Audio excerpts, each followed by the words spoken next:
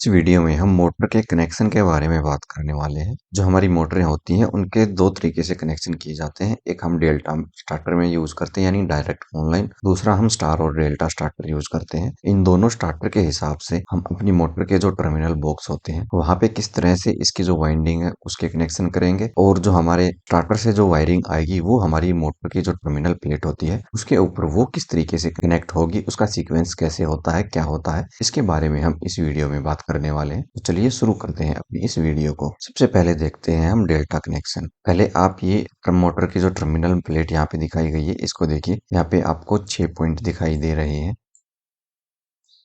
और सेम ऐसे ही हमने यहाँ पे ये ऊपर भी एक टर्मिनल प्लेट आपको बना के दिखाई है। अब इस टर्मिनल प्लेट पे आप डेल्टा कनेक्शन कैसे करेंगे ये हम आपको बताने वाले हैं। तो जो डेल्टा हमारा कनेक्शन होता है वो हम डायरेक्ट ऑनलाइन यानी ड्यूअल स्टार्टर में यूज करते हैं। तो जैसे ये हमारी मोटर है, इस मोटर के अंदर हमारी ये 3 वाइंडिंग है, एक, दो और तीन। ये अलग अलग वाइंडिंग होती हैं, और इनके ये तीन टर्मिनल ये टोटल 6 पॉइंट यहाँ पे आपको देखने को मिलते हैं। और इनको हम आपस में कनेक्ट करते हैं। वो किस तरीके से करते हैं वो आप यहाँ ऊपर देख सकते हैं। हमें दो वाइंडिंगों के एक एक सिरे को आपस में एक दूसरे के साथ जोड़ना होता है। जो हमारी ये वाइंडिंग होती हैं इनको बेसिकली हम एक सिरे को U1 V1 W1 और दूसरे को U2 V2 और W2 के नाम से जानते हैं। अब जैसे यहाँ पे आप देख पा रहे हैं, आप यहाँ भी देख सकते हैं और यहाँ पे भी देख सकते हैं। हमने U1 को W2 के साथ मिलाया है, W1 को V2 के साथ मिलाया है और V1 को U2 के साथ कनेक्ट कर दिया है। इस तरीके से हमारे यहाँ पे 3 पॉइंट बच जाते हैं, जिन 3 पॉइंट के ऊपर हम यहाँ पे सप्लाई देते हैं, जैसे R, Y और B। इस तरीके से हम अपनी मोटर को सप्लाई देते हैं। अब जैसे आपको यहाँ पे 6 टर्मिनल देखने को मिल रहे हैं। ये यहाँ पे फिलहाल ना तो स्टार बनाया हुआ है ना डेल्टा बनाया हुआ। अब यहाँ पे इसको हमें डेल्टा बनाने के लिए बेसिकली क्या करना होगा, जो आप यहाँ पे ऊपर देख पा रहे हैं, हमने यहाँ पे ऊपर वाइंडिंग कनेक्ट कर दी है। U1 वाला पॉइंट यहाँ पे किया है, V1 यहाँ पे कनेक्ट किया है, W1 यहाँ पे कनेक्ट किया है। उसके बाद हमने नीचे सीक्वेंस में चेंज किया है। ऊपर यहाँ हमारा U से शुरू था, यहाँ हमने W से शुरू किया है। यहाँ U के सामने हम W2 को कनेक्ट करेंगे, V1 के सामने U2 को कनेक्ट करेंगे और W1 के सामने हम V2 को कनेक्ट करेंगे, और इन दोनों को आपस में एक स्ट्रिप से हम कनेक्ट करेंगे। जैसा आप यहाँ पे देख सकते हैं हमने कनेक्ट किया हुआ है। तो ऐसे में यहाँ पे हम इनको सीधा ऐसे कनेक्ट करेंगे, तो ये हमारा जो यहाँ पे आपको डेल्टा दिखाई दे रहा है ये डेल्टा यहाँ पे बन जाएगा। और फिर इन तीनों पे हम R, Y और B कनेक्ट कर देंगे, तो जो हमारी मोटर है वो डेल्टा में चलने लग जाएगी। आगे बढ़ने से पहले दोस्तों, अगर आपने हमारे चैनल को सब्सक्राइब नहीं किया है तो आप हमारे चैनल को सब्सक्राइब कर सकते हैं, ताकि इलेक्ट्रिकल की ऐसी ही वीडियो आपको मिलती रहे। अब देखते हैं हम स्टार कनेक्शन कैसे होता है। तो जैसा अभी देखा था आपने, एक ये मोटर है, सेम यहाँ पे भी वैसे ही मोटर, इसमें 3 वाइंडिंग होंगी और वहीं तीनों के U V W पॉइंट होंगे 1 और 2। लेकिन यहाँ पे फर्क इतना है, पिछली बार हमने एक वाइंडिंग के दूसरे सिरे को एक दूसरे से कनेक्ट किया था, लेकिन यहाँ पे हम तीनों वाइंडिंग के एक एक सिरे को आपस में कनेक्ट कर देंगे, और जो बाकी के हमारे 3 सिरे बचे हैं वहां पे हम R, Y और B अपने तीनों फेस को कनेक्ट कर देंगे। ध्यान रखने वाली बात ये होती है, जो हमारा स्टार कनेक्शन होता है वहां पे हम हर एक वाइंडिंग में 220 वोल्ट अप्लाई करते हैं, जबकि जो हमारा डेल्टा कनेक्शन होता है वहां पे जो हमारी हर एक वाइंडिंग होती है उसके ऊपर 415 वोल्ट की सप्लाई जाती है। तो इस वाले कनेक्शन को आप कुछ यहाँ पे भी देख सकते हैं। अब यहाँ पे हम किन्हीं भी 3 टर्मिनल को, चाहिए ऊपर वाले चाहिए नीचे वाले, इनको आपस में शॉर्ट कर देंगे। हमने यहाँ पे उदाहरण के लिए ये ऊपर वाले तीनों आपस में शॉर्ट कर दिए हैं, जैसे आप यहाँ पे ये स्ट्रिप लगी देख रहे हैं, इसकी मदद से हमने ये शॉर्ट कर दी है। तो ये हमारा एक पॉइंट बन गया है।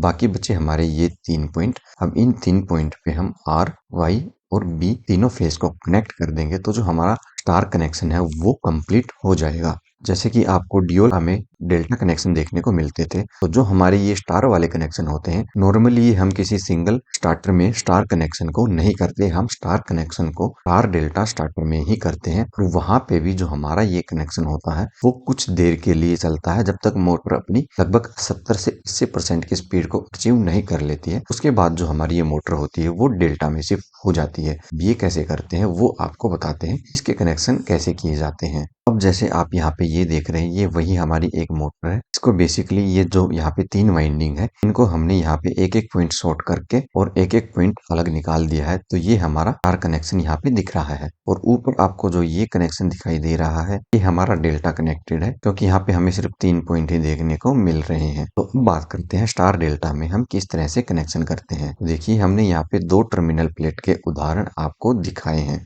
एक ये ऊपर वाली और दूसरी हमारी ये नीचे वाली आपको टर्मिनल प्लेट आपको दिखाई दे रही है। सारा खेल यहाँ पे ये हमारे U1, V1, W1 और W2, U2, V2 का है। यहाँ पे हमें एक चीज सीक्वेंस में रखनी होगी, या तो R, Y, B हम सीक्वेंस में रखेंगे। जैसे ऊपर यहाँ पे सामने हमने R कनेक्ट किया है, नीचे भी सेम हमने सामने R कनेक्ट किया है, ऊपर भी Y किया है, नीचे इसके सामने Y किया है, ऊपर ब्लू फेस कनेक्ट किया है और नीचे इसके सामने भी हमने ब्लू फेस कनेक्ट किया है। लेकिन नीचे वाले में आप अगर देखोगे, यहाँ पे ऊपर हमने R किया है, नीचे R के सामने हमने Y फेस कनेक्ट कर दिया है, ऊपर यहाँ पे हमने Y फेस कनेक्ट किया है और नीचे Y के सामने हमने ब्लू फेस कनेक्ट कर दिया है। तीसरे में देखें तो ऊपर हमने ब्लू फेस कनेक्ट किया है और ब्लू के सामने हमने रेड फेस कनेक्ट कर दिया है। अब इन दोनों में से आपको सही कौन सा लगता है, तो हम आपको बता दें ये दोनों ही तरीके सही हैं। सिर्फ आपको यहाँ पे ये ध्यान रखना होता है कि हम जो ये U1, V1, W1 और W2, U2, V2 ये जो सीक्वेंस है वो किस हिसाब से रख रहे हैं। अगर हम यहाँ पे U1 के सामने W2 लगाएंगे, V1 के सामने U2 और W1 के सामने V2 लगाएंगे, तो हम यहाँ पे जो फेस है वो सीक्वेंस में रखेंगे, यानी R के सामने R, Y के सामने Y और B के सामने B। अगर हम ऐसा ना करके U1 के सामने U2 लगाते हैं, V1 के सामने V2 लगाते हैं और W1 के सामने W2 लगाते हैं, तो हमें यहाँ पे फेस में चेंज करना पड़ेगा। तो यहाँ पे हम R के सामने Y देंगे, Y के सामने B देंगे और B के सामने हम R फेस कनेक्ट करेंगे, क्योंकि हमारी यहाँ पे जो वाइंडिंग है उस हर एक वाइंडिंग को 2 अलग अलग फेस मिलने चाहिए। अब जैसे हमने यहाँ पे U1 लगाया है और U2 लगाया है, तो ये दोनों पॉइंट हमारे एक ही वाइंडिंग के हो गए। अब यहाँ पे अगर हम दोनों पे एक ही फेस कनेक्ट करेंगे, तो यहाँ पे हमारी ये जो वाइंडिंग होंगी तीनों, इन पे सिर्फ सिंगल सिंगल फेस ही मिल पाएगा। तो ऐसे में इनका कोई भी सर्किट है वो कंप्लीट नहीं हो पाएगा। तो ऐसे में हमारी मोटर काम नहीं करने वाली। इसको हम दूसरे तरीके से भी आपको दिखाने की कोशिश करते हैं। जैसे आप यहाँ पे देख पा रहे हैं, ये हमारा एक स्टार्टर है। हमने यहाँ पे शुरुआत में ये PPN लगाया है, ये हमारा मेन कॉन्टेक्टर है, ये हमारी OLR हो गई। अब ये हमारा जो है वो डेल्टा कॉन्टेक्टर है और ये हमारा स्टार कॉन्टेक्टर है। तो यहाँ से हमारी तीनों सप्लाई उठ के हमारे पहले मेन कॉन्टेक्टर में गई हैं, साथ ही यहाँ पे जो हमारा डेल्टा कॉन्टेक्टर है इसके अंदर भी चली गई हैं।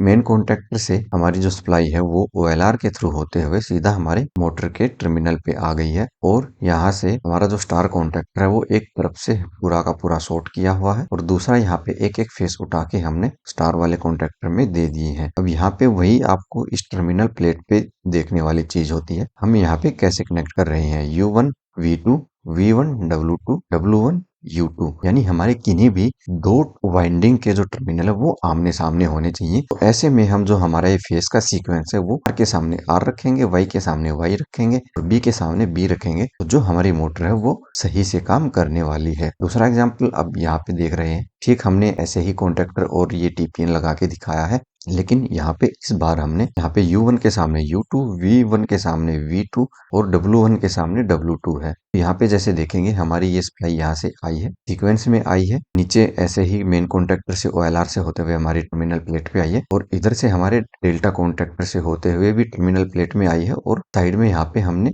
कॉन्टेक्टर में भी सप्लाई कनेक्ट कर दी है। तो अब यहाँ पे आपको एक बात देखने को मिल रही होगी, जैसे U1 है, U2 है, इन दोनों के सामने एक ही वाइंडिंग होगी, जबकि हमने यहाँ पे R फेस कनेक्ट कर दिया और दूसरी तरफ भी ये R फेस कनेक्ट कर दिया। यहाँ पे Y कनेक्ट किया, यहाँ पे Y कनेक्ट किया, यहाँ पे B कनेक्ट किया और यहाँ पे भी हमने B कनेक्ट कर दिया। तो ये जो हमारा कनेक्शन है वो सरासर गलत है। ऐसे में हमारी मोटर काम नहीं करने वाली है। अगर हम ये वाला सीक्वेंस ऐसे ही रखते हैं, हमारी मोटर की टर्मिनल प्लेट है उसका, तो हमें यहाँ पे कुछ इस तरीके से इसके कनेक्शन जो है वो करने पड़ेंगे। जैसे अब यहाँ पे आप देख पा रहे हैं, हमने U1, V1, W1 और इनके सामने इन्हीं का दूसरा पॉइंट U2, V2 और W2 लगाया है। जैसे आप देख रहे हैं यहाँ पे सीक्वेंस में ये सप्लाई आ रही है, तो यहाँ पे R, Y, B हमारी मोटर में आ गया है। तो अब जैसे नीचे देखेंगे जो हमारी ये OLR है, यहाँ से जो सप्लाई निकल रही है यहाँ पे वो हमने चेंज कर दी है। यहाँ पे हमने R के सामने यहाँ Y कनेक्ट कर दिया है, Y के सामने B कनेक्ट कर दिया है और B के सामने हमने रेड फेस कनेक्ट कर दिया है। ऐसे सीक्वेंस में जो ये हमारी मोटर है स्टार डेल्टा के अंदर वो काम करने वाली है।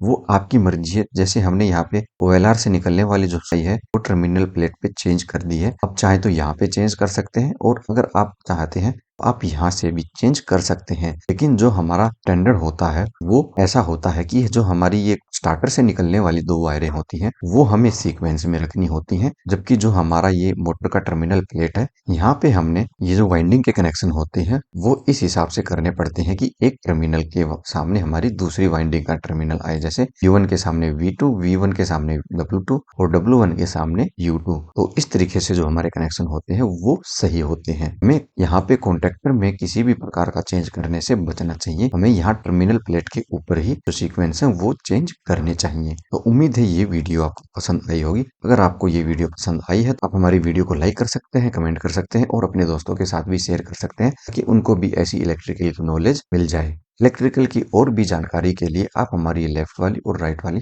दोनों वीडियो देख सकते हैं।